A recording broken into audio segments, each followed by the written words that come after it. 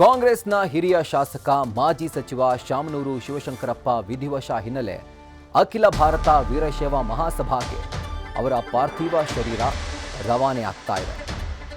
ಸದಾಶಿವನಗರದಲ್ಲಿ ಅಖಿಲ ಭಾರತ ವೀರಶೈವ ಮಹಾಸಭಾದ ಕಚೇರಿ ಇದೆ. ಅಲ್ಲಿ ಈಗ ಅವರ ಪಾರ್ಥಿವ ಶರೀರವನ್ನು ತೆಗೆದುಕೊಂಡು ಹೋಗಲಾಗ್ತಾ ಇದೆ.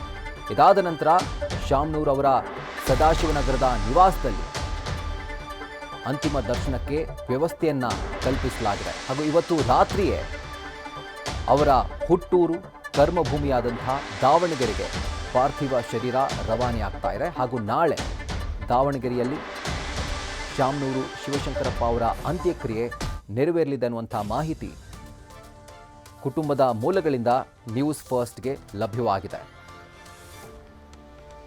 ಅತ್ಯಂತ ಹಿರಿಯ ಶಾಸಕ, ರಾಜಕೀಯ ಮುತ್ಸದ್ದಿ, ಮಾಜಿ ಸಚಿವ ಹಾಗೂ ಮಧ್ಯ ಕರ್ನಾಟಕ ಭಾಗದಲ್ಲಿ ಶಿಕ್ಷಣ ಕ್ಷೇತ್ರದ ಹರಿಕಾರ ಹಾಗೂ ಕೊಡುಗೈ ದಾನಿ ಅಂತಾನೆ ಹೆಸರು ಪಡೆದಂಥ ಮಾಜಿ ಸಚಿವ ಶಾಮನೂರು ಶಿವಶಂಕರಪ್ಪನವರು ಇವತ್ತು ವಿಧಿವಶರಾಗಿದ್ದಾರೆ.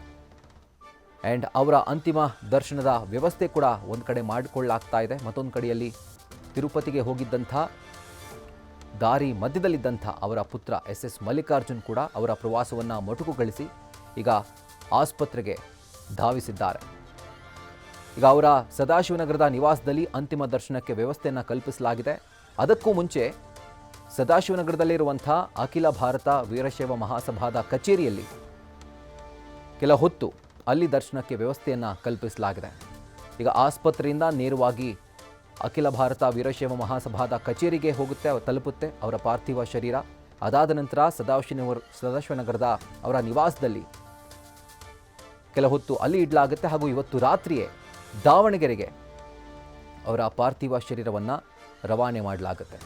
ಹಾಗೂ ಮೂಲಗಳ ಪ್ರಕಾರ, ಕುಟುಂಬಸ್ಥರೇ ಕೊಟ್ಟಿರುವಂಥ ಮಾಹಿತಿ ಪ್ರಕಾರ ನಾಳೆ ಅವರ ಅಂತ್ಯಕ್ರಿಯೆ ಅವರ ಕರ್ಮಭೂಮಿಯಾದಂಥ ದಾವಣಗೆರೆಯಲ್ಲಿ ನೆರವೇರಲಿದೆ. ಸೊ ಈಗ ದೃಶ್ಯಗಳಲ್ಲಿ ಗಮನಿಸ್ತಾ ಇದ್ದೀರಿ, ಅವರ ಪುತ್ರ ಆಗಿರುವಂಥ ಸಚಿವ ಎಸ್ ಮಲ್ಲಿಕಾರ್ಜುನ್ ತಿರುಪತಿಗೆ ಹೊರಟಿದ್ರು.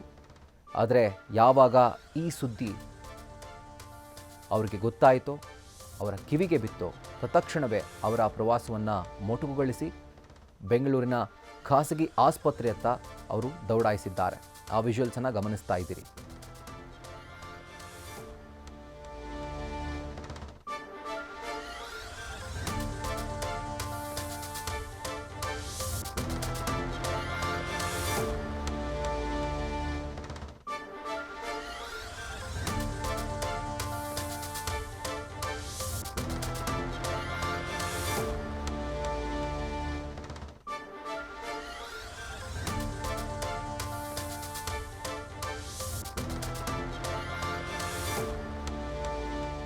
ಇನ್ನು ಅನೇಕ ರಾಜಕೀಯ ನಾಯಕರು ಕೂಡ ಇವತ್ತು ಬೆಂಗಳೂರಿನ ಆಸ್ಪತ್ರೆಗೆ ಧಾವಿಸಿ ಅವರ ಅಂತಿಮ ದರ್ಶನವನ್ನು ಪಡೆದಿದ್ದಾರೆ.